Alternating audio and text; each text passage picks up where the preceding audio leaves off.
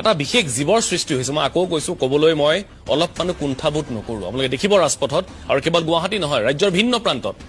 খিনমিন একাংশ লৰা over size তেওঁলোকৰ টি-শাৰ্ট চুলিৰ এটা বিশেষ ৰং আৰু কাট এই জীৱবিধৰ উৎপাতত আপুনি ৰাজপথত খোজ কাঢ়িব নোৱাৰে গাড়ী চলাব নোৱাৰে বাইক চলাব নোৱাৰে তেওঁলোকৰ বাইকৰ সাউন্ড তেওঁলোকৰ বাইকৰ ৱেভ আৰু তেওঁলোকৰ এই চমৎকাৰী কাৰুকাৰ্যবিলাক মন যায় মোৰ এই সামটোৰ অভিভাৱকক চাব এওঁলোকৰ নিজৰ লৰাটোৰ প্ৰতি নিজৰ ছোৱালীজনীৰ প্ৰতি দায়বদ্ধতা কি ঘৰত পৰিবেশটো কি চাবলৈ মন যায় কি শিকায় আমাক যেনেকুৱা শিকাইছিল মই নকওঁ মই ধোৱা তুলসীৰ পাত মই কোৱা নাই মই কোনো আজিলৈকে দুখ কৰা নাই কৰিছো কিন্তু ইমান এৰাল চিগা গৰুৰ দৰে আমাক ঘৰৰ পৰাও কেতিয়াও আমাক ওলাব দিয়া নাই আৰু আমি নিজেও সেইটো কাম নকৰো ওয়েস্টাৰ্ণ হবলৈ গৈ লাজ লাগে কবলৈ কিন্তু লাজ সন্মান কানি কাপোৰ নীতি পৰম্পৰা সকলো খুলি পেলাইছে আৰু এনেকুৱা লগা হৈছে এতিয়া যেন উৎসৱ মানে আন একো নহয় খালি উপদ্ৰৱ কৰাৰ এটা সুযোগ